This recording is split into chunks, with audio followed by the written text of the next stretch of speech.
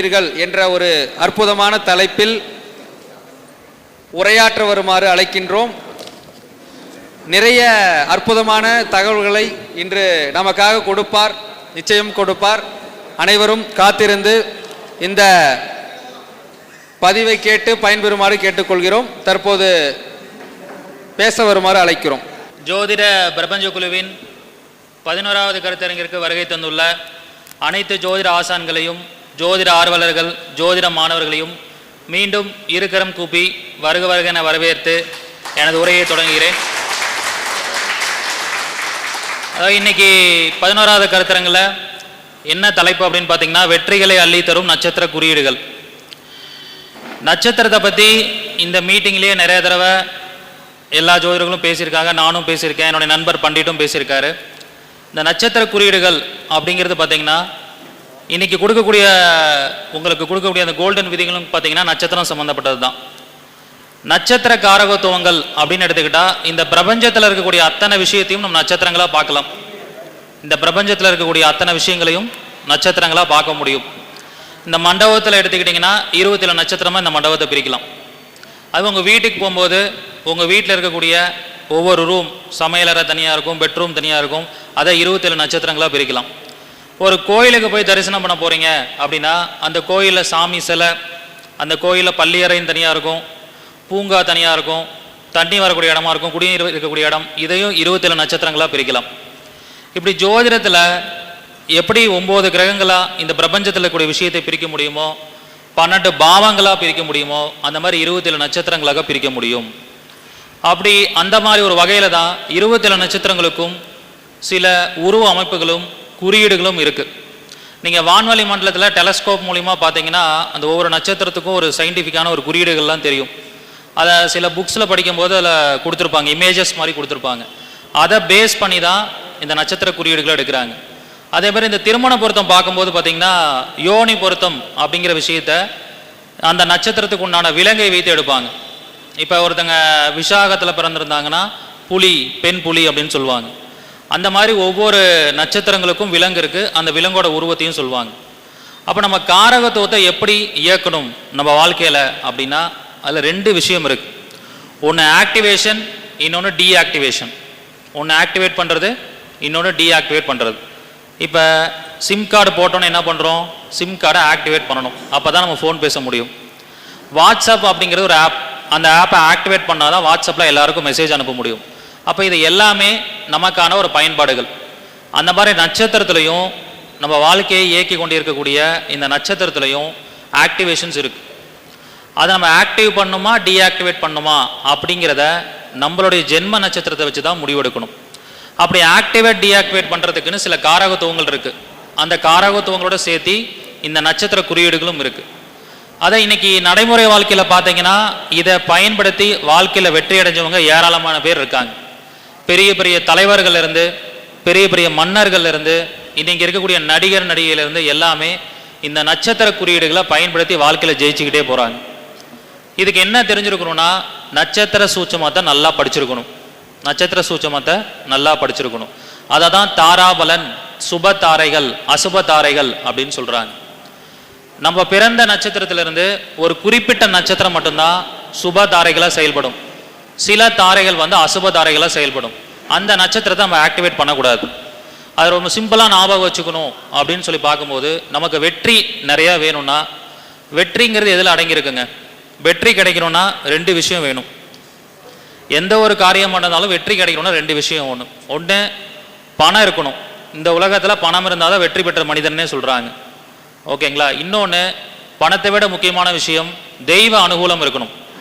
நமக்கு இறைவனுடைய கடாட்சம், தெய்வ அனுகூலம், ஆசீர்வாதம் இருந்தால் கண்டிப்பாக நம்ம எந்த ஒரு காரியத்திலும் ஜெயிக்க முடியும். அப்போ இது 2 விஷயத்தையும் குறிக்கக்கூடிய தாரை என்ன? உங்களுடைய ஜென்ம நட்சத்திரத்திலேருந்து 2வது நட்சத்திரம் என்ன சொல்லுவாங்கன்னா, சம்பத்து தாரைன்னு சொல்லுவாங்க. உங்களுக்கான செல்வ வளத்தை கொடுக்கக்கூடிய தாரை, பணத்தை கொடுக்கக்கூடிய தாரை. உங்கள் ஜென்ம நட்சத்திரத்திலிருந்து 6வது நட்சத்திரம் சாதக தாரைன்னு சொல்லுவாங்க. அது இன்னொரு பேரில் சொல்லலாம், தெய்வ அனுகூல நட்சத்திரம் அப்படின்னு சொல்லலாம். அப்போ இந்த 2 நட்சத்திரங்களை ஒருத்தங்க இயக்கினாலே அவங்களுக்கு தேவையான தெய்வ அனுகூலமும் கிடைச்சிரும், நல்ல செல்வமும் கிடைச்சிரும். ஸோ இந்த தாரை இந்த 2 நட்சத்திரத்தை சொல்லிட்டோம். அப்போ இதுலேருந்து என்ன சொல்லலாம்? நீங்கள் ஒரு நட்சத்திரத்தில் பிறந்திருக்கீங்கன்னா அதுக்கு 2வது நட்சத்திரம் என்னன்னு உங்கள் ஈஸியாக கண்டுபிடிக்க முடியும். ஓகேங்களா? ஒருத்தங்க மூலம் நட்சத்திரத்தில் பிறந்திருக்கீங்கன்னா அதுக்கு 2வது நட்சத்திரம் என்ன? பூராடம் நட்சத்திரம். ஒருத்தங்க உத்திரட்டாதி நட்சத்திரத்தில் பிறந்திருக்காங்கன்னா அவங்களுக்கு 2வது நட்சத்திரம் என்ன? ரேவதி. அதே மாதிரி 6வது நட்சத்திரத்தையும் நம்ம கணக்கில் எடுக்க முடியும். ஒருத்தங்க விசாக நட்சத்திரத்தில் பிறந்திருக்காங்கன்னா அவங்களுக்கு 6வது நட்சத்திரம் எது? உத்திராடம் நட்சத்திரம். இப்படி ஈஸியாக கவுண்ட் பண்ண முடியும். 27 நட்சத்திரத்தை எழுதிக்கிறீங்க, அதில் உங்கள் ஜென்ம நட்சத்திரம் என்ன?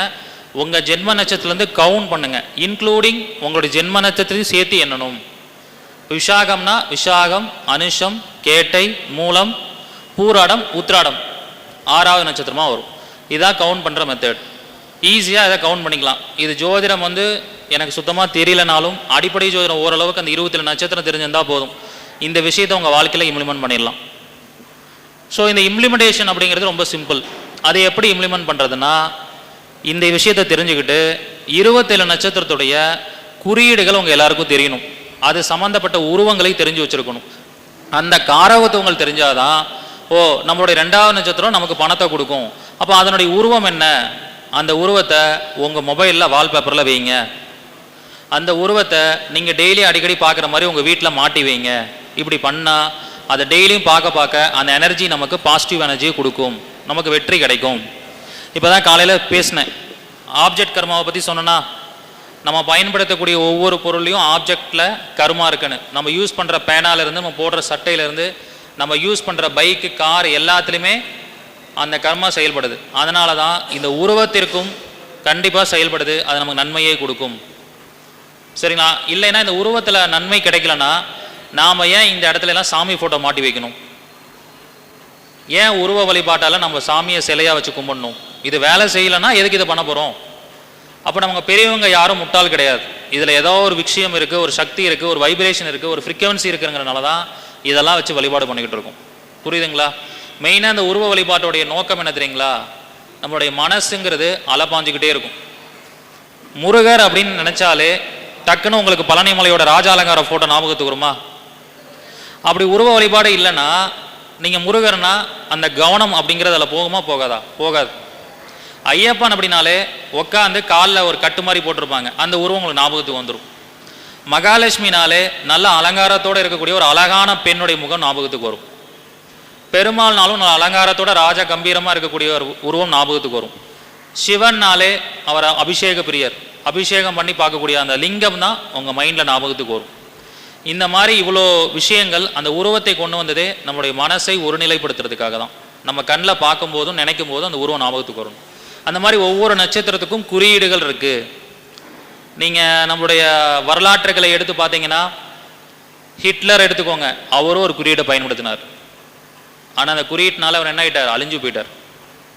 அந்த மாதிரி எல்லாருமே ஒரு குறியீடு. இப்போ ஈவன் நம்மளோட கட்சிகள் பயன்படுத்தக்கூடிய ஏடிஎம்கேவாக இருந்தாலும் சரி, டிஎம்கே இருந்தாலும் அந்த கட்சி சின்னம் அப்படின்னு ஒன்று பயன்படுத்துகிறாங்க. அதுலேயும் ஒரு சூட்சமங்கள் அடங்கியிருக்கு. எல்லாமே ஒரு விஷயத்தால் தான் அடங்கியிருக்கு. இப்போ கமலஹாசன் ஒரு கட்சி ஆரம்பித்தார், அது கை இப்படி இருக்கிற மாதிரி ஒரு சின்னம் இருக்கும், அதுலேயும் ஒரு சூட்சம் அடங்கியிருக்கு. இப்படி ஒவ்வொரு விஷயத்துலையுமே இந்த கிரகங்கள், ஜோதிடம் அப்படிங்கிறது வாழ்ந்துக்கிட்டு தான் இருக்குது. அதை நாம் கொஞ்சம் ஆராய்ச்சியாக உள்ளே போய் பார்க்கணும். நம்மளோட வாழ்க்கைக்கு அதை தெரிந்துக்கிட்டிங்கனாலே போதுமான அளவுக்கு நீங்கள் வெற்றி அடைய முடியும். ஸோ இது எந்த அளவுக்கு வேலை செஞ்சுக்கிட்டு இருக்கு அப்படிங்கிறத ஃபஸ்ட்டு நான் சொல்கிறேன். வாழ்வியல் உதாரணங்களை கொடுக்குறேன். அந்த வாழ்வியல் உதாரணங்களுக்கு அப்புறம் உங்கள் எல்லாருடைய ஜாதகத்துக்கும் பயன்படுத்துகிற மாதிரி 27 நட்சத்திரத்துக்கு உண்டான அந்த குறியீடுகளை சொல்லிடுவேன். அப்போ நீங்களே உங்கள் ஜாதகத்துக்கு என்ன பண்ணலாம்? என் நட்சத்திரம் இது, எனக்கு 2வது நட்சத்திரம் இந்த குறியீடு, அதை நான் பயன்படுத்தினா ஜெயிக்க முடியும், நீங்களே முடிவு பண்ணிக்கலாம். சரிங்களா? இப்போ இன்னைக்கு ரொம்ப ஃபெமிலியராக பார்த்தீங்கன்னா ராகவேந்திரர் வழிபாடு போயிட்டுருக்கு, சாய்பாபா வழிபாடு போயிட்டுருக்கு. இந்த சாய்பாபா ஃபோட்டோவையும் ராகவேந்திர ஃபோட்டோவையும் நம்ம வச்சு வழிபாடு பண்ணலாமா? அது எல்லாரும் வழிபாடு பண்ணால் சக்ஸஸ் கிடைக்குமா? அப்போ அதுக்கு என்ன தெரியணும்னா, அந்த இறைவனுடைய பிறந்த நட்சத்திரம் தெரியணும்ல. இப்போ சிவபெருமான் எந்த நட்சத்திரத்தில் பிறந்தார்? அது யாருக்காவது தெரியுமா? திருவாதிரை நட்சத்திரம். அப்போ திருவாதிரை நட்சத்திரம் யாருக்கு 2வது நட்சத்திரமாக வரும்? மிருகசீரிஸில் பிறந்தவங்களுக்கு 2வது நட்சத்திரமாக வரும். அப்போ மிருகசீரிஸில் பிறந்தவங்க திருவாதிரை நட்சத்திரத்தில் பிறந்த சிவனுடைய ஃபோட்டோவை, சிவனை தொடர்ந்து அவங்க ஆக்டிவேட் பண்ணாங்கன்னா என்ன கிடைக்கும்? நல்ல செல்வம் கிடைக்கும். சரிங்களா? அதே மாதிரி திருவாதிரை யாருக்கு 6வது நட்சத்திரமா சாதகத்தாரையா தெய்வ அனுகூலமா வரும்? எந்த நட்சத்திரக்காரங்களுக்கு? அஸ்வினியில பிறந்தவங்களுக்கு. அப்ப அஸ்வினி நட்சத்திரத்தில் பிறந்தவங்க திருவாதிரை நட்சத்திரத்தில் பிறந்த சிவனை பிடித்தாங்கன்னா அவங்க வாழ்க்கையில அதெய்வ அனுகூலத்தை பெறுவாங்க. ஸோ அப்போ இதை ஆக்டிவேட் பண்ணுறதுக்கு நமக்கு என்ன தெரிஞ்சிருக்கணும்? 27 நட்சத்திரத்துடைய குறியீடுகள், அந்த தெய்வம் யார், அதனுடைய உருவங்கள் என்ன அப்படிங்கிறது தெரிஞ்சிருக்கணும். நம்மளுடைய நடிகர் மற்றும் நல்ல ஒரு நடன இயக்குனர், டான்ஸ் மாஸ்டர் ராகவ லாரன்ஸ் அப்படிங்கிறவர் எல்லாருக்கும் தெரியுங்களா? அவர் லாரன்ஸாக இருந்து ராகவ லாரன்ஸ், ராகவேந்திரா சுவாமியோட பேரை கூட சேர்த்துக்கிட்டார். ராகவேந்திரா சுவாமிக்காக கோயில் கட்டியிருக்கார். அவரை ஒரு பயங்கரமான ஒரு தீவிரமான டிவோட்டி. அவங்களுக்கும் ராகவேந்திரா சுவாமிக்கு என்ன தொடர்பு?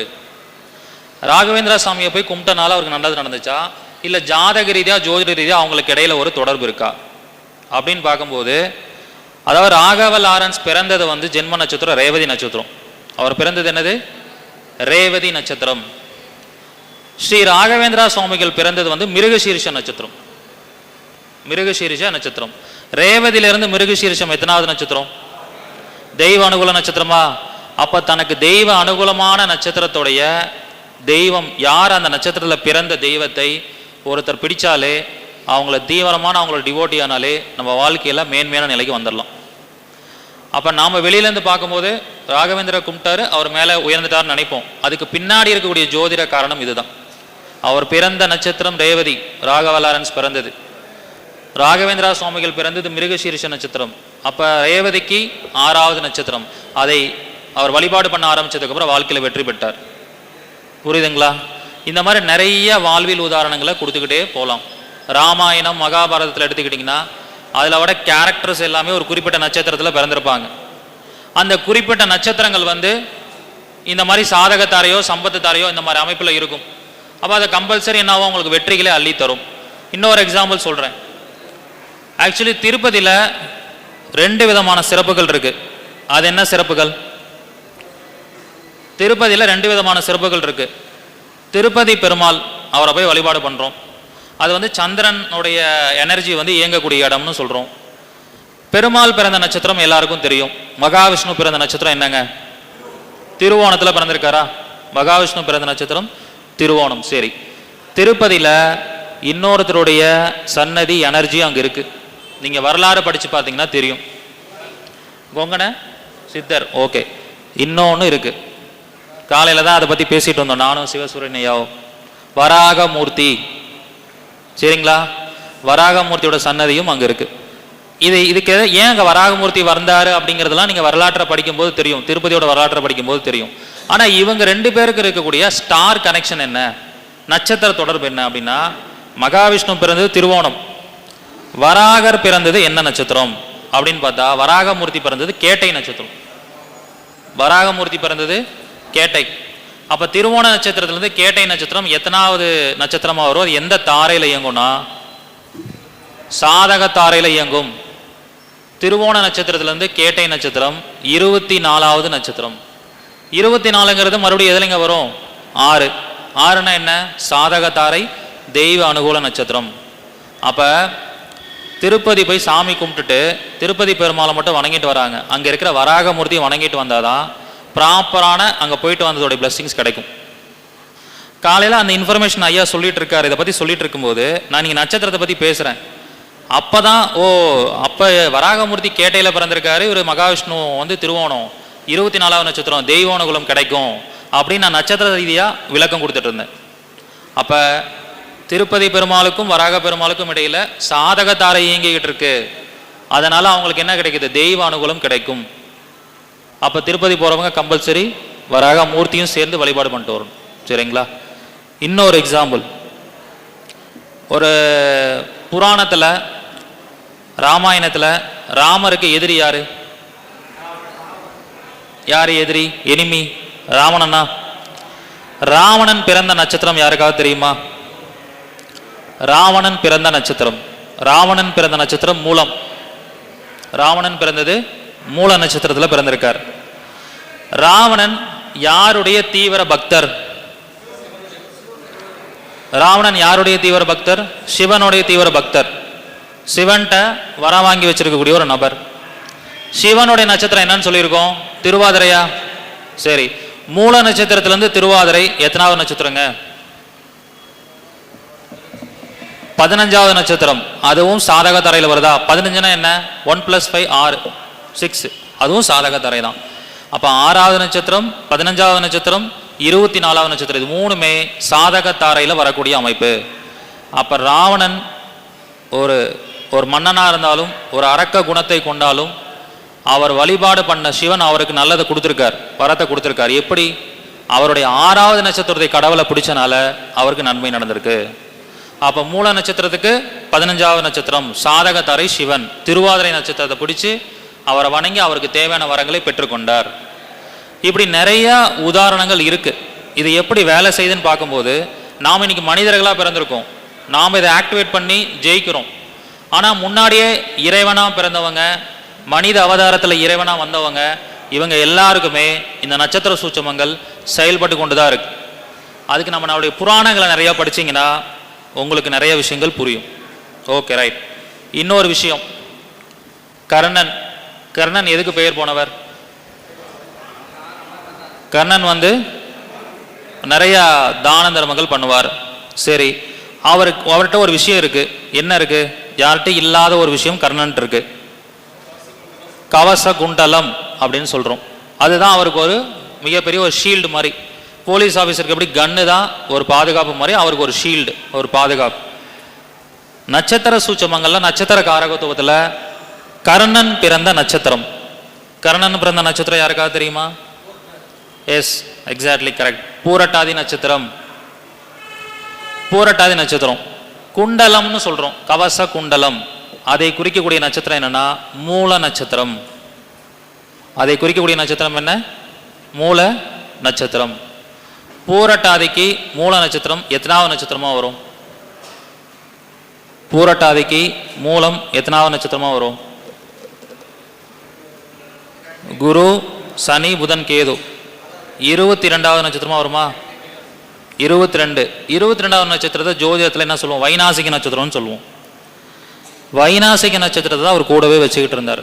கடைசியில் அந்த கவச குண்டலத்துக்கு சோதனை வந்துச்சா?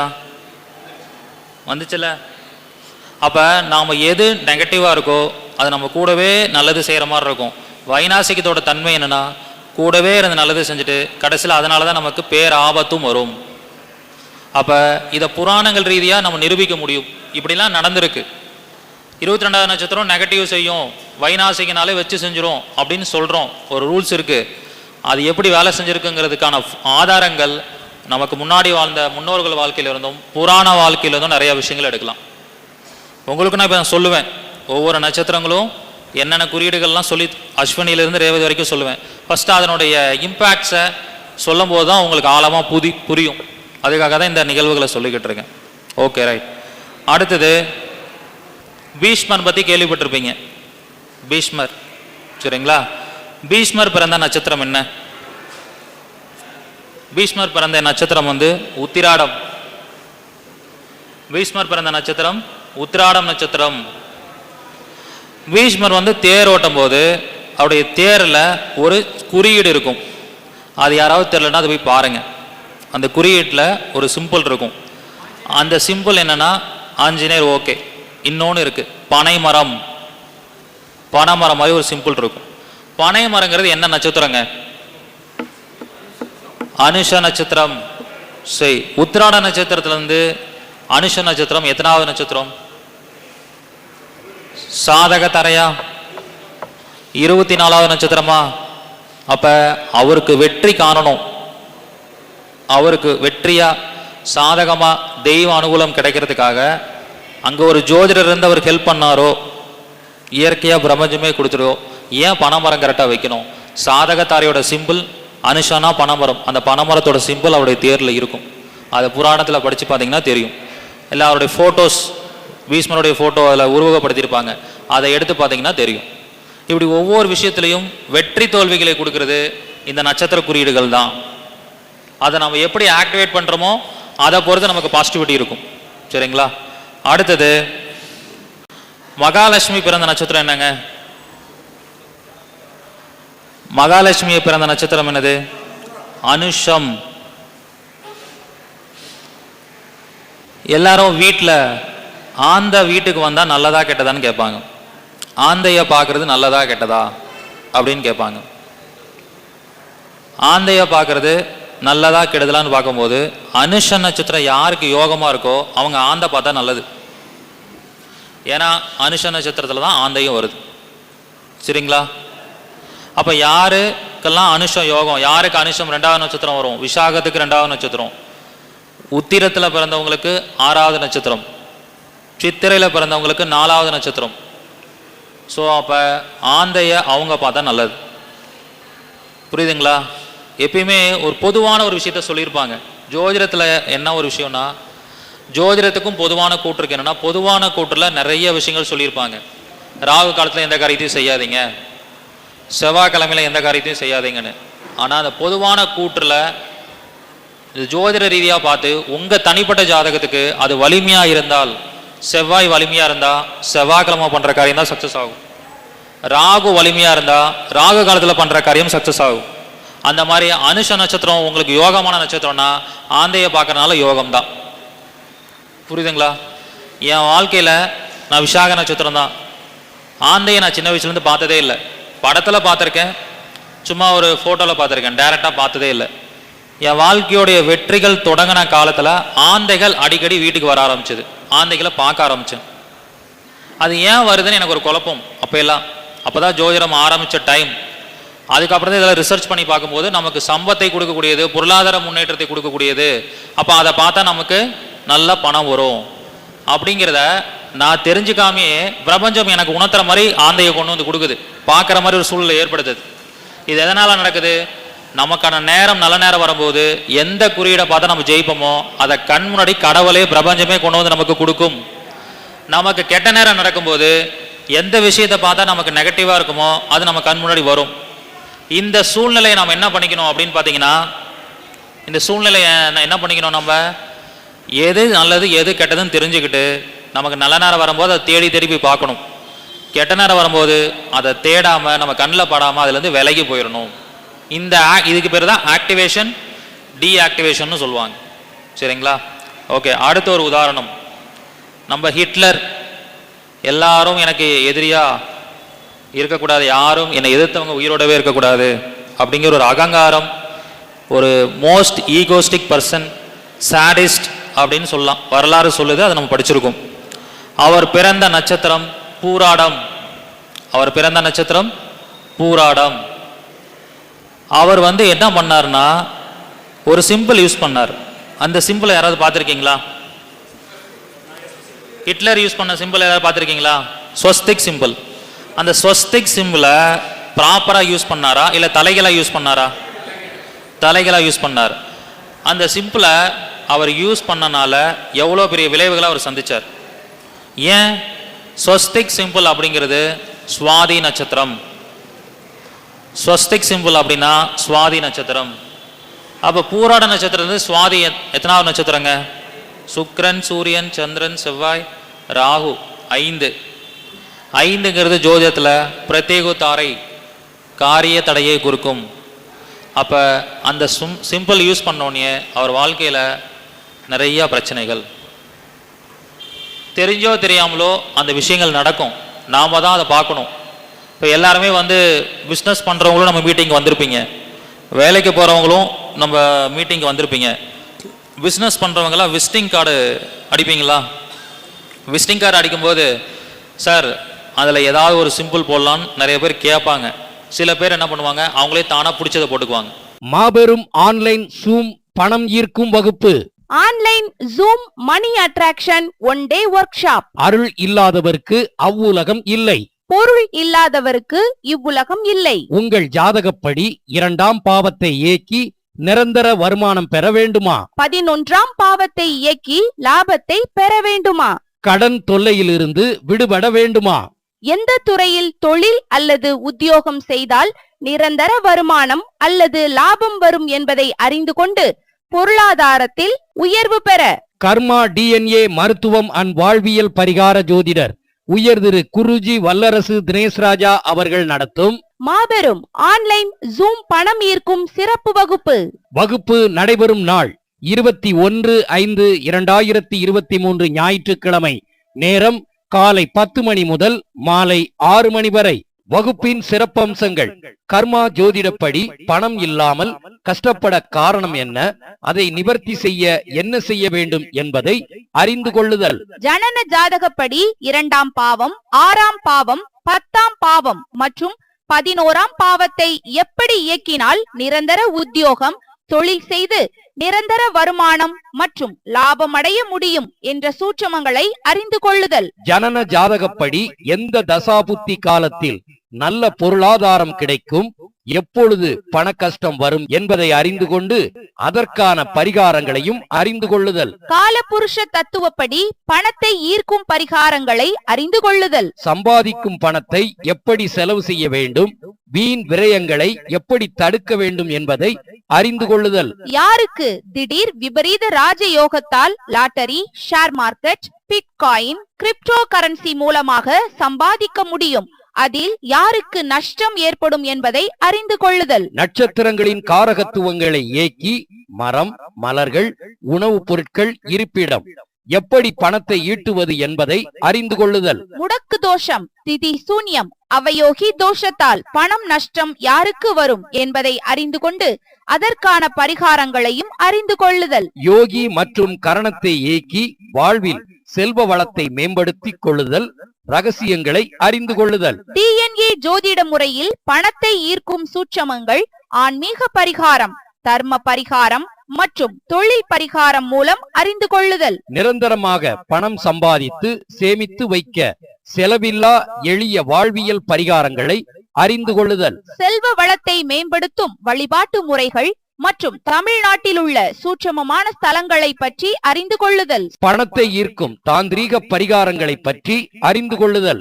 ஆயிரக்கணக்கில் சம்பளம் வாங்கும் தொழிலாளிகள் முதல் கோடிக்கணக்கில் சம்பாதிக்கும் முதலாளிகள் வரை கடைபிடிக்கும் கணக்கு எழுதும் சூட்சமத்தை அறிந்து கொள்ளுதல். காலச்சக்கர சூட்சமத்தை வைத்து கோடிக்கணக்கில் பணம் சம்பாதிக்க முடியுமா அல்லது லட்சக்கணக்கில் பணம் சம்பாதிக்க முடியுமா என்பதை அறிந்து கொள்ளுதல். பிரபஞ்சத்தையே இயக்கிக் கொண்டிருக்கும் கர்மா காலச்சக்கர ஜோதிடத்தின் மீது ஆர்வம் கொண்டவர்கள், ஜோதிடமானவர்கள், ஜோதிட ஆராய்ச்சியாளர்கள், தொழில்முறை ஜோதிடர்கள் என அனைவரும் இந்த வகுப்பில் கலந்து கொண்டு புண்ணிய பலனை பெறுங்கள்.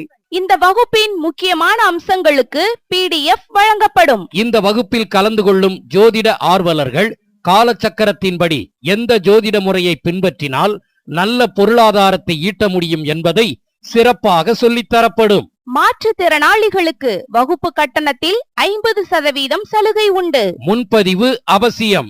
கர்மா டிஎன்ஏ மருத்துவம் அண்ட் வாழ்வியல் பரிகார ஜோதிடர் உயர் திரு குருஜி வல்லரசு தினேஷ் ராஜா அவர்கள் Sastik wellness foundation, Sastik wellness care, Sastik Shastra astro research and training centre, Bangalore, Hosur, Chennai, Namakkal. தொடர்புக்கு செல் நம்பர் 9566837234 மற்றும் 9080066894.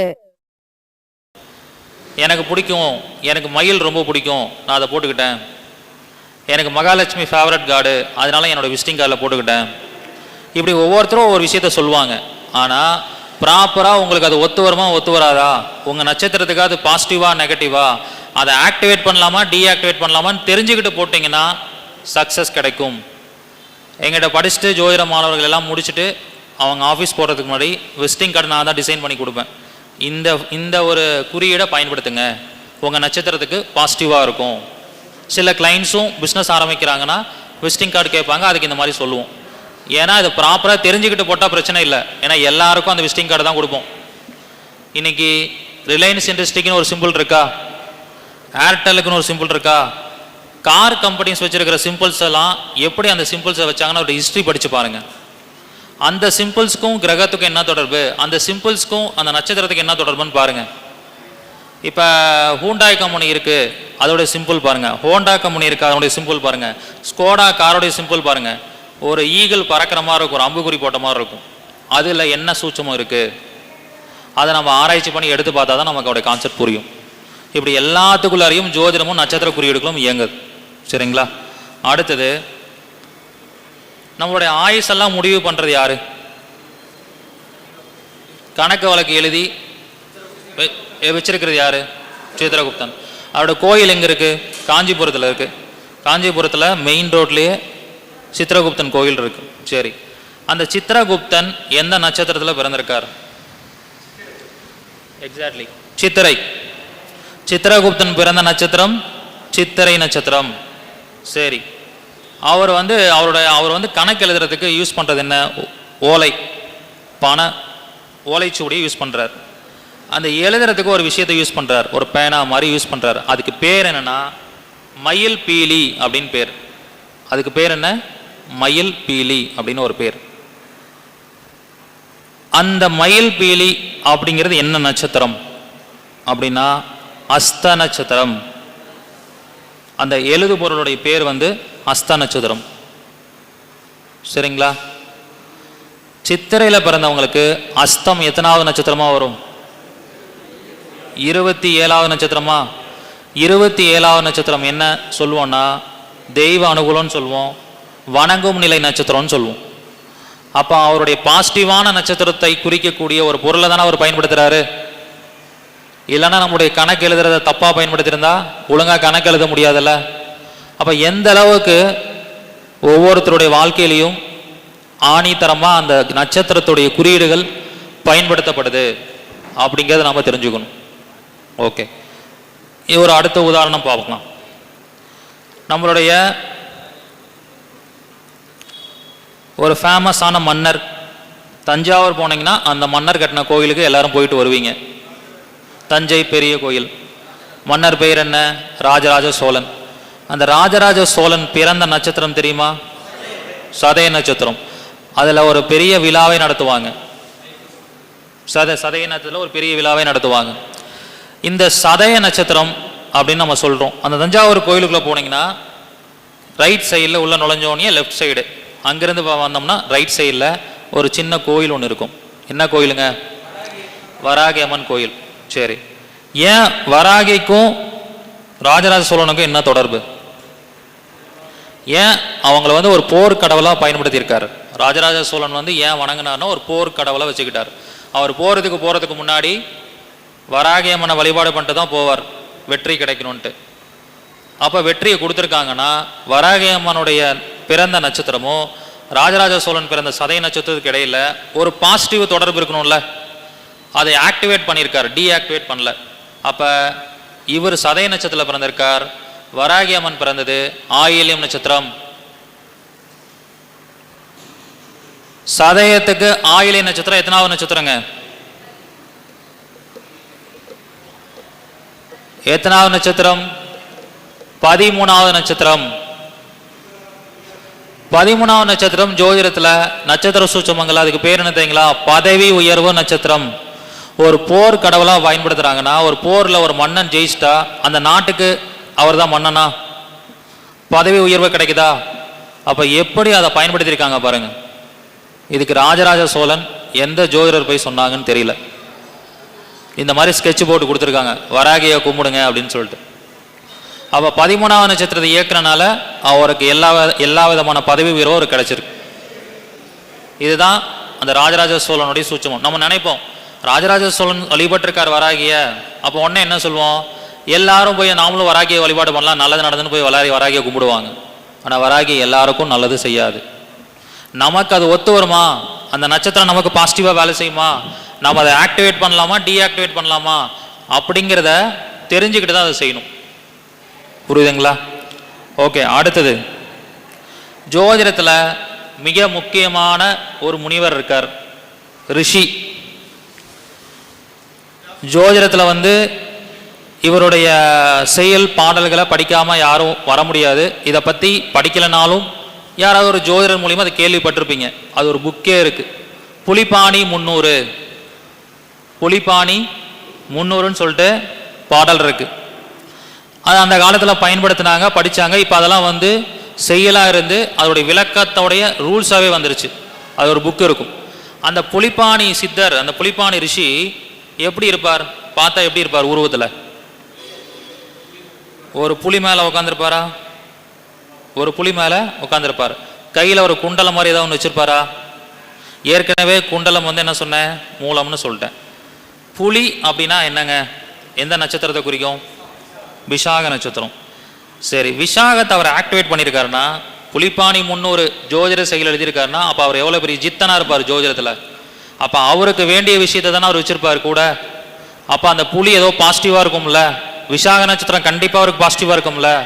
அப்போ இவர் எந்த நட்சத்திரத்தில் பிறந்திருப்பார்?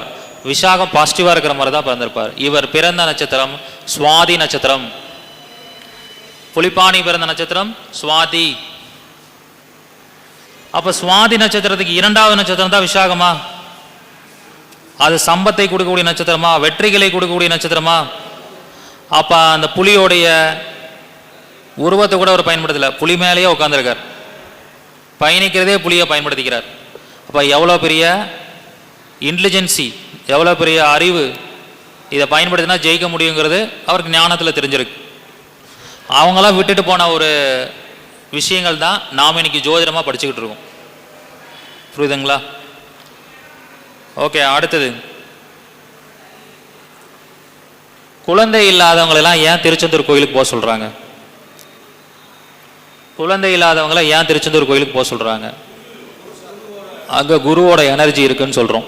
சரி, குருவோட எனர்ஜி அப்படின்னா குரு உச்சமடையக்கூடிய நட்சத்திரம் எது? குரு உச்சமடையக்கூடிய நட்சத்திரம் பூசமா? குரு உச்சமடையக்கூடிய நட்சத்திரம் பூசம்.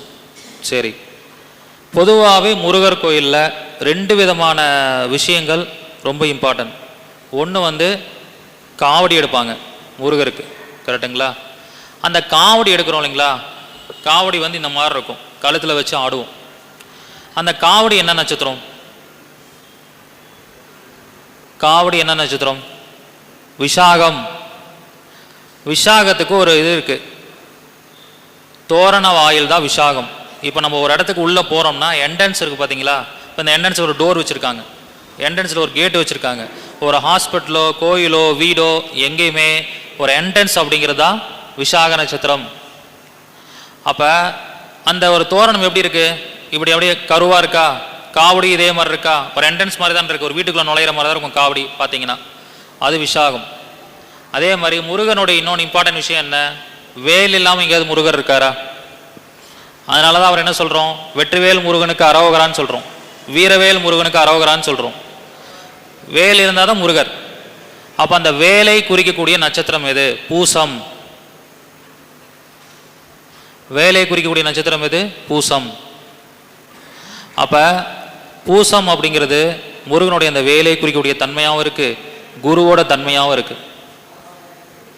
அந்த வேல் அப்படிங்கிறதுக்கு என்ன அர்த்தம்னா வீரியத்தை அதிகப்படுத்தும். வேல்னாலே வீரியத்தை அதிகப்படுத்தும். அதனால தான் குழந்தை இல்லாதவங்க அங்கே போனால் அவங்க உடம்புல ஏதாவது குறைபாடு இருந்தாலும் வீரியம் அதிகமாகி அவங்களுக்கு குழந்தை பிறக்கும். அது இல்லாமல் அது குரு உச்சமாகிற நட்சத்திரமும் கூட. அதனால தான் திருச்செந்தூர் போனால் குழந்தை பிறகுதுன்னு சொல்கிறாங்க. அப்போ பூசம் யாருக்கெல்லாம் பாசிட்டிவாக இருக்கோ அவங்க அதை இயக்குனாங்கன்னா 100% குழந்தை கிடச்சிரும். சில இடங்களில் சார் நான் திருச்செந்தூர் போக சொன்னாங்க, போனேன், அங்கே போயும் குழந்தை கிடைக்கலாம் வாங்க. ஏன்னா திருச்செந்தூர் அப்படிங்கிற இடம் அவங்களுக்கு நட்சத்திர ரீதியாக பார்க்கும்பொழுது ஒத்து வராத டீஆக்டிவேட் பண்ணுற இடமா இருக்கும். பொதுவாக அந்த முருகர் பிறந்த நட்சத்திரம் விஷாகம், வேல் அப்படிங்கிறது பூசத்தை குறிக்கும். அப்போ பூசமோ விஷாகமோ யாருக்காவது ஒத்து வரலன்னா அவங்க அதை ஆக்டிவேட் பண்ணக்கூடாது. ஒத்து வந்து ஆக்டிவேட் பண்ணால் கண்டிப்பாக உறுதியாக குழந்தை கிடைக்கும். இதுதான் பொதுவாக ஒரு பரிகாரம் சொல்கிறதுக்கும் ஸ்பெசிஃபிக்காக எதை ஆக்டிவேட் பண்ணலாம் டீஆக்டிவேட் பண்ணலாம் அப்படிங்கிறதுக்குள்ள வித்தியாசம். சரிங்களா? ஓகே, அடுத்தது ராமர் பிறந்த நட்சத்திரம் எதுங்க? ராமர் பிறந்த நட்சத்திரம் புனர்பூசம் நட்சத்திரம். சரி, இது எல்லாருக்குமே காமனாக தெரியும். ராமர் வந்து போர் தொடங்குறார், ஒரு விஷயம் தொடங்குறாங்க. நாமளும் ஒரு விஷயத்தை தொடங்கலாம், ஒரு ஆஃபீஸ் தொடங்குகிறோம், ஒரு நல்ல காரியம் தொடங்குகிறோம் அப்படின்னா அதுக்கு ஒரு நட்சத்திரம் பார்க்குறோம் இல்லைங்களா? அந்த நட்சத்திரம் நமக்கு உகந்த நட்சத்திரமாக இருக்கணும், நமக்கு சாதகமான நட்சத்திரமாக இருக்கணும். அப்போ புனர்பூசத்தில் ராமர் பிறந்திருக்காருன்னா அவருக்கு உகந்த நட்சத்திரம் எது? சாதக நட்சத்திரம் எது?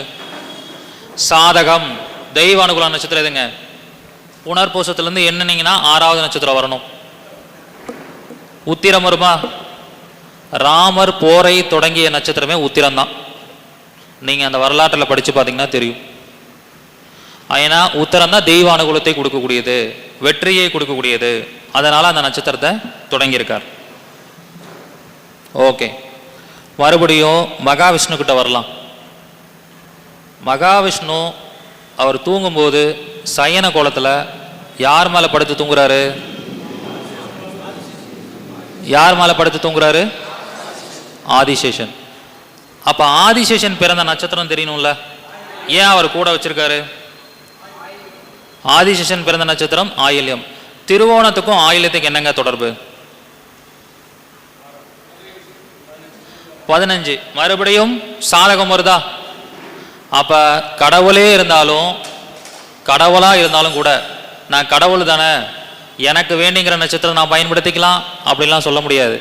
எது அவங்க பிறந்த நட்சத்திரத்துக்கு யோகமா இருக்கோ அதை தான் அவங்க கூட வச்சுக்கிட்டா ஜெயிக்க முடியும்.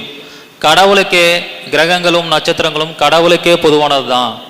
கடவுளுக்கு வேற மாதிரி செயல்படும், நமக்கு வேற மாதிரி செயல்படும் கிடையாது. கடவுளா இருந்தாலும் அவங்களுக்கும் அந்த நட்சத்திர தாரைகள்ங்கிறது செயல்பட்டு தீரும். அப்படி பார்க்கும்போது அவருக்கு சாதகமா இருக்கிற ஆதிசேஷன் மேலேயே படுத்திருக்கார். அதனால அவருக்கு அது யோகம்.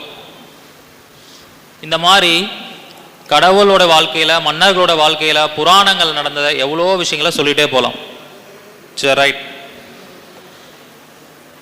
இப்போ நான் சொல்ற ஒவ்வொரு விஷயமே ஒவ்வொரு விதமான ஆக்டிவேஷன் முத்திரைகள் இருக்கு. நிறைய முத்திரைகள் படிச்சிருப்பீங்க. இந்த முத்திரை வந்து யார் வச்சிருப்பா? இந்த முத்திரை யார் வச்சிருப்பா? பாபாஜி. ரஜினிகாந்த் வந்து இந்த படத்துல யூஸ் பண்ணாரா? எந்த படம் நடிச்சாரு? பாபா படத்துல யூஸ் பண்ணாரு. அந்த படம் நல்லா ஓடிச்சா ஃபிளாஃபா? ஏன் ஃபிளாப் ஆகணும்? அவர் பாபாஜியை கும்பிடலாமா கும்பிடக்கூடாதா? அடிக்கடி இமயமலை போயிட்டு இருந்தார். இப்போ இமயமலையே போறதில்லை. ஏன்? அவருக்கு யாராவது ஒரு ஜோசியர் போய் சொல்லியிருப்பாங்கல்ல இது உங்களுக்கு ஒத்து வராதுன்னு. என்ன காரணம்? ரஜினிகாந்த் அவர்கள் பிறந்த நட்சத்திரம் திருவோணம். ரஜினிகாந்த் அவர்கள் பிறந்த நட்சத்திரம் திருவோணம். இந்த பாபாஜி அவர்கள் பிறந்த நட்சத்திரம் ரோகிணி. பாபாஜி அவர்கள் பிறந்த நட்சத்திரம் ரோகிணி. கிருஷ்ணர் பிறந்த நட்சத்திரமும் ரோகிணி. அப்ப திருவோணத்துக்கு எத்தனாவது நட்சத்திரம் ரோகிணி? ஜென்மதாரை 10வது நட்சத்திரம். 10வது நட்சத்திரங்கிறது கர்ம நட்சத்திரம். யார் ஒருவர் கர்ம நட்சத்திரத்தை இயக்குறாங்களோ அவங்களுக்கு மிகப்பெரிய பிரச்சனை வரும். அப்ப அந்த படத்துல பாபாஜி சிம்பிளை யூஸ் பண்ணாரா? படம் ஃபிளாப். அந்த சூட்சமத்தை அந்த படத்தோட டைரக்டருக்குன்னு தெரியாம கூட இருக்கலாம். ஸோ சினிமா துறையாக இருந்தாலும் அரசியல்வாதிகளாக இருந்தாலும் யாராக இருந்தாலும் சரி, தெய்வத்துக்கே இது போதும்னு சொல்லியாச்சு. பெருமாளே ஆதிசேஷனை தனக்கு சாதகமாக இருக்கிறத கூட வச்சுக்கிறார். யாராக இருந்தாலும் அந்த தாரை, அந்த வடிவங்கள், அந்த தெய்வங்கள் எல்லாத்தையுமே எப்படி இயக்கணும்? பாசிட்டிவாக இருக்கிறதா இயக்கணும். ஸோ இவ்வளோ விஷயங்கள் சொல்லியிருக்கேன். இதுலேருந்தே உங்களுக்கு அதனுடைய ஆதாரங்களும் அந்த கிரக குறியீடுடைய வலிமை புரியுதா? அப்போ நாம் எப்படி இருக்கணும்? இதை இன்னும் எவ்வளோ சின்சியராக பயன்படுத்தணுமோ, ஃபாலோ பண்ணணும். ஸோ உங்கள் எல்லாருக்கும் 27 நட்சத்திரத்துக்கு உண்டான குறியீடுகளை நான் சொல்லிடுறேன். என்ன மாதிரி ஃபோட்டோ வச்சுக்கணும் நீங்கள் பயன்படுத்தணுன்ட்டு நீங்களே கால்குலேட் பண்ணிக்கலாம். உங்கள் நட்சத்திரத்துக்கு 2வது நட்சத்திரம் அஸ்வினியாக வந்தால் இப்போ நான் அஸ்வினிக்கு சொல்ல போகிற விஷயத்தை நீங்கள் பயன்படுத்திக்கலாம். அஸ்வினி உங்களுக்கு பிரச்சனையாக இருந்தால் பயன்படுத்தக்கூடாது. சரிங்களா? சரி, அஸ்வினி அப்படின்னா குதிரை முகத்தை வச்சுக்கலாம். குதிரை முகம்.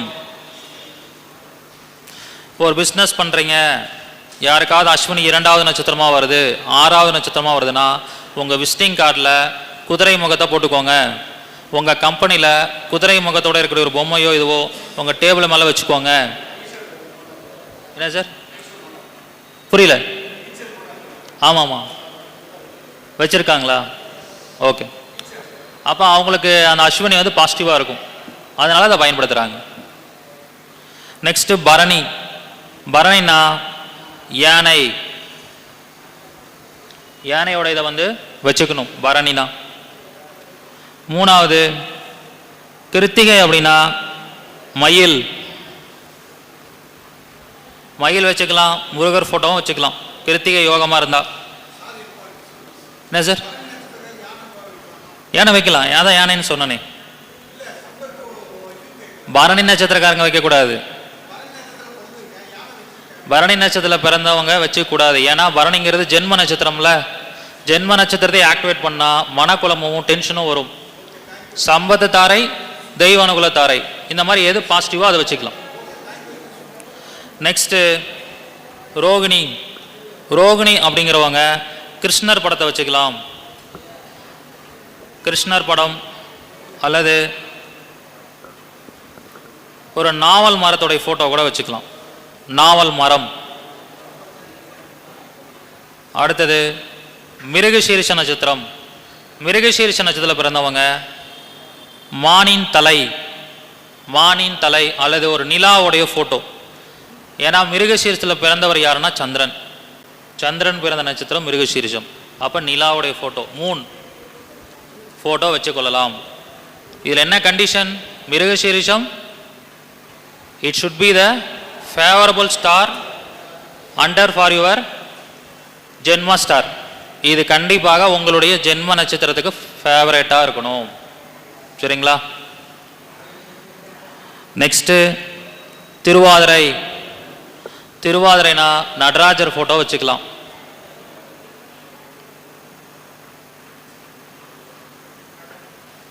அதே மாதிரி நெக்ஸ்ட்டு புனர்பூசம். புனர்பூசம்னா ஸ்ரீராமர் ஃபோட்டோ. ராமர் பட்டாபிஷேகம் நடந்தது இல்லைங்களா, அதை வச்சுக்கலாம். நிறைய பேர் வீட்டில் அந்த ராமர் பட்டாபிஷேகம் நடந்த ஃபோட்டோ வச்சுருப்பாங்க. நான் சம்டைம்ஸ் கிளைண்ட்ஸ் வீட்டுக்கு போய் ஜாதகம் பார்க்கும்போது போய் கேட்பேன், ராமர் பட்டாபிஷேகம் ஃபோட்டோ புனர்பூசம் நட்சத்திரம் இயங்கிக்கிட்டு இருக்கு, அது பாசிட்டிவாக இயங்குதா டீஆக்டிவேட்டாக இயங்குதான்னு வீட்டில் ஜாதகம் பார்த்து முடிச்சுட்டு வரும்போது சொல்லிவிடுவேன். நிறைய பேர் டீஆக்டிவேட் பண்ணுற மாதிரி தான் இருக்கும். உடனே அந்த ஃபோட்டோ என்ன பண்ணிவிடுவாங்க, கழட்டி ஓரமாக வச்சுருவாங்க, இல்லையா கோயிலில் போய் கொடுத்துருவாங்க. சரிங்களா? அடுத்தது பூசம். பூசத்துக்கு வந்து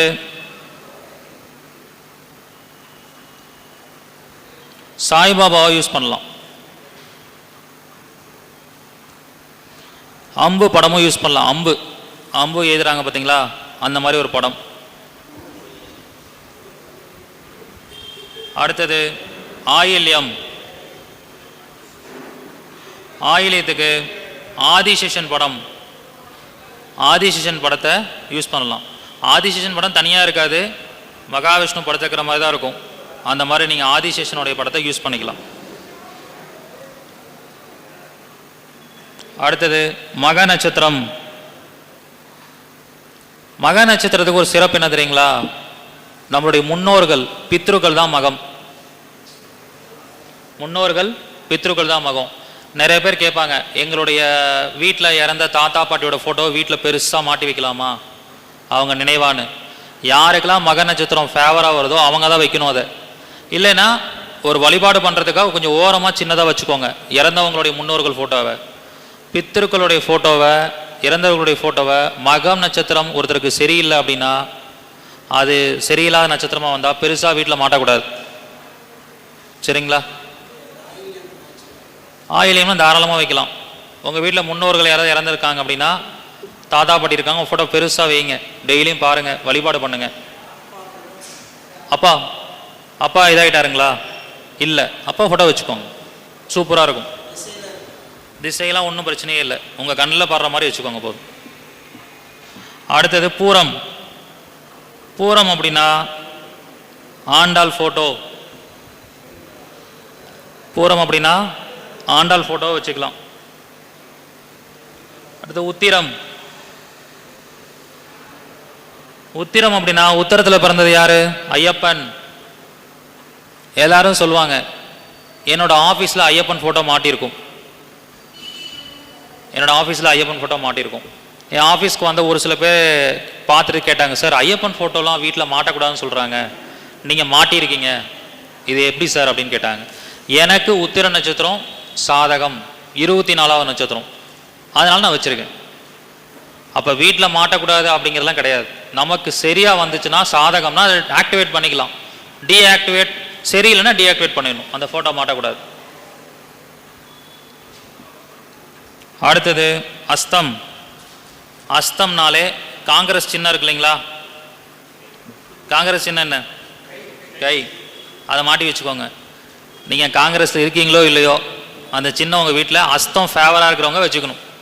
இப்போ உத்தரத்தில் பிறந்திருக்கிறவங்க காங்கிரஸ் சின்னம் வச்சுக்கிட்டா நல்லா பணம் வரும். புரியுதுங்களா? அடுத்தது சித்திரை. சித்திரைக்கு வந்து பார்த்தீங்கன்னா, சித்திரைன்னா என்னங்க? சித்திரையில் பிறந்த ஒரு விஷயத்தை சொல்கிறது விஸ்வகர்மா. விஸ்வகர்மா ஃபோட்டோ நிறைய இடத்துல பார்த்துருப்பீங்க. விஸ்வகர்மா படம் வச்சுருப்பாங்க.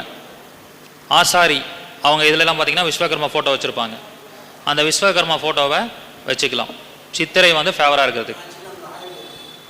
ஆயிலியத்துக்கு நீங்கள் கவுண்ட் பண்ணிங்கன்னா எத்தனாவது நட்சத்திரமாக வரும்? சித்திரை. தாராளமாக வச்சுக்கலாம். சரி, சித்திரையில் சித்திரகுப்தன் பிறந்திருக்காருன்னா அவர் ஃபோட்டோவை வச்சுக்கலாம். நான் சொன்னேன் இல்லைங்களா சித்திரையில் பிறந்திருக்காருன்ட்டு, தாராளமாக வச்சுக்கலாம். நெக்ஸ்ட்டு சுவாதி. சுவாதியில் பிறந்தவங்க வந்து, சுவாதியில் பிறந்த கடவுள் யார்? நரசிம்மர். சுவாதி தான் தேனுன்னு சொல்லுவாங்க. அப்போ தேனீகள் கூட்டமாக பறக்கிற மாதிரி தேன் கூடு, அந்த ஃபோட்டோவை கூட வச்சுக்கலாம். சரிங்களா? அடுத்தது விஷாகம். விஷாகம்னா திருச்செந்தூர் முருகன். காவடி ஃபோட்டோ, தோரண வாயில், இந்த ஃபோட்டோஸ் கூட நீங்கள் பயன்படுத்திக்கலாம், வச்சுக்கலாம். அடுத்த அனுஷம். அனுஷம்னா தாமரை, லோட்டஸ். அனுஷம்னா தாமரை. தாமரையோட ஃபோட்டோவை நீங்கள் பயன்படுத்திக்கலாம். அடுத்தது விசிட்டிங் கார்டில் போடும்போது தாமரை ஃபோட்டோ போட்டு விசிட்டிங் கார்டு போடலாம். நெக்ஸ்ட்டு கேட்டை. கேட்டை அப்படிங்கிறது வந்து இந்திரனை குறிக்கும். இந்திரன் வந்து என்ன யானையில் வருவார்? ஐராவதம். ஒயிட் கலரில் இருக்குமா? அந்த ஐராவதத்தில் வரக்கூடிய அந்த ஃபோட்டோவை கேட்டை யாருக்கு பாசிட்டிவோ அவங்க பயன்படுத்திக்கலாம். 6வதோ 2வது நட்சத்திரமோ பயன்படுத்திக்கலாம். பங்காலட்சுமி தாராளமாக வச்சுக்கலாம். நான் விசாகத்தில் பிறந்திருக்கேன். என்னோட விசிட்டிங் கார்டு பார்த்தீங்கன்னா, என்னோட விசிட்டிங் கார்டு பாருங்கள், மகாலட்சுமி போட்டிருக்கா. ஏன்னா விசாக நட்சத்திரம், அதனால் 2வது நட்சத்திரம் அப்படிங்கிறனால அதை ஆக்டிவேட் பண்ணிடும். நாம் ஒரு விஷயத்த சொல்கிறோன்னா அதை ஃபஸ்ட்டு நான் செய்யணும் இல்லை, அதுக்கு தான் அந்த ப்ரூஃப் விசிட்டிங் கார்டு. ஓகேங்களா? நெக்ஸ்ட்டு கேட்டை சொல்லியாச்சு. மூலம். மூலம் அப்படிங்கிறது வந்து ஆஞ்சநேயர். ஆஞ்சநேயருடைய ஃபோட்டோவை வச்சுக்கலாம். சரிங்களா? அதே மாதிரி மூலம் அப்படிங்கிறது வேரை குறிக்கும். ரொம்ப லாங்காக ஒரு வேர் போகுதுன்னு வச்சுக்கோங்க. வேர் லாங்காக போகுது பார்த்தீங்களா, அந்த வேரை குறிக்கிறது தான். அப்போ வேரை வந்து ஃபோட்டோ எடுத்து வச்சுக்கலாம், இல்லை நெட்லேருந்து வேரோடைய ஃபோட்டோவை டவுன்லோட் பண்ணி வச்சுக்கலாம். வேர்னா மூலம். ஆலமரத்தோட வேரை எதோட வேர் வச்சுக்கலாம். அடுத்து பூராடம். பூராடம் அப்படிங்கிறது குரங்கு ஃபோட்டோ வச்சுக்கணும். இந்த வீட்டில் வந்து குரங்கு வந்து வாயு மூடி இருக்கிற மாதிரி, காது பற்றி இருக்க மாதிரி, கண்ணை மூடி இருக்கிற மாதிரி ஒரு ஃபோட்டோ இருக்கும் தெரியுமா? அது நிறைய பேர் வீட்டில் இருக்கும். அதில் குறிப்பாக பூராடம் யாருக்கு பாசிட்டிவோ அவங்க அந்த ஃபோட்டோவை வச்சுக்கணும்.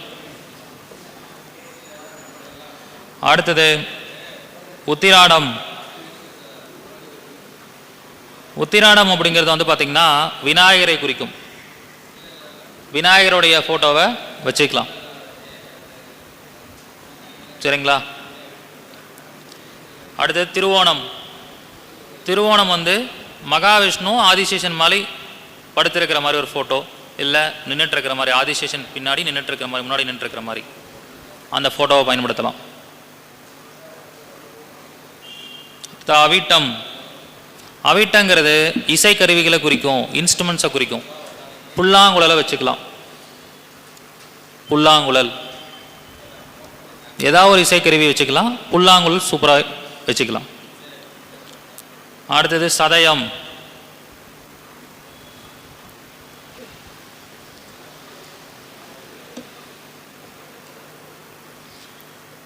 சதயம் இது வந்து புல்லாங்குழல் எக்ஸாம்பிளுக்கு வந்து நம்முடைய சிறப்பு விருந்தினர் அஸ்வினா ஒரு எக்ஸாம்பிள்.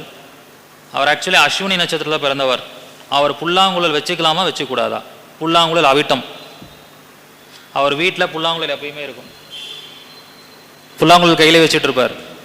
அஸ்வினிக்கு அவிட்டம் எப்படிப்பட்ட நட்சத்திரம்? கேது, சுக்கிரன், சூரியன், சந்திரன், செவ்வாய், பிரத்யேக தாரை, காரிய தடையை கொடுக்கக்கூடிய நட்சத்திரமா? 23வது நட்சத்திரமா அவிட்டம்? அப்போ காரிய தடையை கொடுக்கும். அன்னைக்கு போகும்போது தான் சொன்னேன், புல்லாங்குழல் வச்சுக்காதீங்க, யாருக்காவது கிஃப்டாக கொடுத்துருங்க அப்படின்ட்டு. ஸோ அப்போ நம்மளை அறியாமல் சில விஷயங்கள் நெகட்டிவாக நம்ம கூட இருக்கும்போது எல்லாமே தடையாகும். அதே அது பாசிட்டிவாக இருந்திருந்தா அவர் அதை பயன்படுத்த சக்ஸஸ் கிடைக்கும். அவிட்டம்னா இசைக்கருவி. ரேவதிக்கு வைக்கலாம் சார், சூப்பராக வச்சுக்கலாம். 24வது நட்சத்திரம் வச்சுக்கலாம், சூப்பர், சக்ஸஸ் உங்களுக்கு. அடுத்தது சதயம். சதயம் அப்படின்னா பொக்கே இருக்கு இல்லைங்களா, பூங்கொத்து. பூங்கொத்து ஃபோட்டோவை வீட்டில் வச்சுக்கலாம், இல்லை பொக்கே வாங்கி எப்பயுமே உங்கள் கண்ணில் படுற மாதிரி வச்சுக்கலாம். கார் வச்சுருக்கீங்கன்னா காரில் ஒரு பொக்கே வாங்கி வச்சுக்கோங்க, பூங்கொத்து. நெக்ஸ்ட்டு பூரட்டாதி. பூரட்டாதிங்கிறது என்னது? பூரட்டாதிங்கிறது குபேரனுடைய நட்சத்திரம். பூரட்டாதிங்கிறது குபேரனுடைய நட்சத்திரம். குபேரனுடைய ஃபோட்டோ வச்சுக்கலாம். நிறைய பேர் இந்த பூரட்டாதியில் தான் தப்பு பண்ணுறாங்க. நிறைய பேர் என்ன பண்ணுவாங்கன்னா, சார் நான் மீடியாவில் பார்த்தேன், நிறைய புக்ஸில் படித்தேன், குபேரனுடைய ஃபோட்டோ வச்சுக்கிட்டால் நிறையா பணம் வரும்னு சொன்னாங்க, குபேரனுடைய பூஜையை தொடர்ந்து பண்ணிகிட்டே இருந்தால் பணம் வரும்னு சொன்னாங்க. அதை நான் பண்ண ஆரம்பித்ததுக்கப்புறம் எனக்கு நிறையா பிரச்சனைன்னு சொல்லுவாங்க. சில பேர் அதை பண்ண ஆரம்பித்ததுக்கு சூப்பராக இருக்குன்னு சொல்கிறாங்க. இதுக்கு என்ன காரணம்? பூரட்டாதி குபேரன் தான். எல்லாருக்கும் பூரட்டாதி சப்போர்ட் பண்ணாதில்ல, எல்லாருக்கும் பூரட்டாதி பாசிட்டிவாக இருக்காதில்ல. நெகட்டிவான தாரையாக இருந்தால் அதை டீஆக்டிவேட் பண்ணிடணும். அப்போ குபேர பூஜை யாருக்கு பூரட்டாதிலாம் பாசிட்டிவாக இருக்கோ, இப்போ சதய நட்சத்திரக்காரங்க ஆக்டிவேட் பண்ணலாம். சதய நட்சத்திரத்துக்கு பூரட்டாதி 2வது நட்சத்திரம், அவங்க குபேரர் பூஜை பண்ணாங்கன்னா சூப்பராக வருவாங்க. குபேரர் ஃபோட்டோ வச்சுக்கிட்டா நல்லா வருவாங்க. அடுத்து உத்திரட்டாதி. உத்திரட்டாதிங்கிறது என்னங்க? காமதேனு. உத்திரட்டாதி யாருக்கெல்லாம் பாசிட்டிவ் தாரையோ அவங்க காமதேனு ஃபோட்டோ வச்சுக்கலாம். அடுத்தது ரேவதி. ரேவதிங்கிறது படகு, போட் இருக்கு இல்லைங்களா, போட் டிராவல் பண்ணுறோம் இல்லைங்களா, படகு.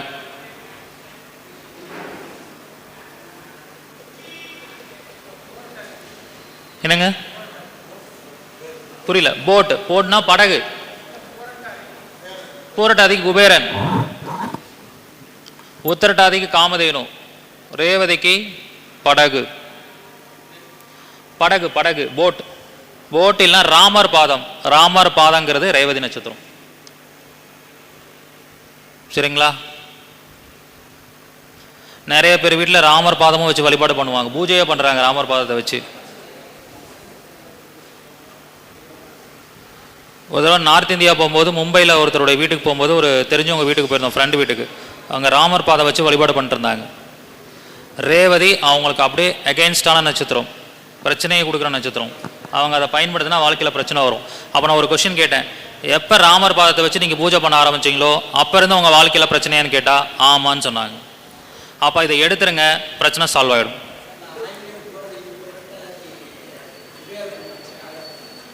ஆயிலியம் ஆயிலியத்துக்கு பூரட்டாதி 17 தானே ஆகும், 8வது நட்சத்திரம் ஆகும். ஸோ இப்போ 27 நட்சத்திரத்துக்கும் நான் சொன்ன விஷயம் சம்பத்து தாரை, தெய்வ அனுகூலம்னு சொன்னேன். இந்த மாதிரி நிறைய தாரைகள் இருக்குது, சுப தாரைகள் அசுப தாரைகள்னு. அதை இன்னொரு மீட்டிங்கில் கண்டிப்பாக அதை பற்றி பேசுகிறேன். ஸோ இன்றைக்கி உங்களுக்கு இந்த தாரைகளில் அந்த குறியீடுகள், அந்த உருவத்தில் யாரை வச்சுக்கலாம் வச்சுக்கூடாதுங்கிற ஒரு கிளாரிட்டி உங்கள் எல்லாருக்கும் கிடச்சிருக்கும். ஸோ இதை பயன்படுத்தி உங்கள் வாழ்க்கையில் நிறைய வெற்றிகள் குவியணும் அப்படிங்கிற எண்ணத்தோட எல்லா வல்ல இறைவனை வேண்டிக் கொண்டு எனது உரையை முடித்துக் கொள்கிறேன். எனக்கு வாய்ப்பளித்த ஜோதிட பிரபஞ்சக்குழு நண்பர்களுக்கும் மனமார்ந்த நன்றியை தெரிவித்துக் கொள்கிறேன். நன்றி, வணக்கம்.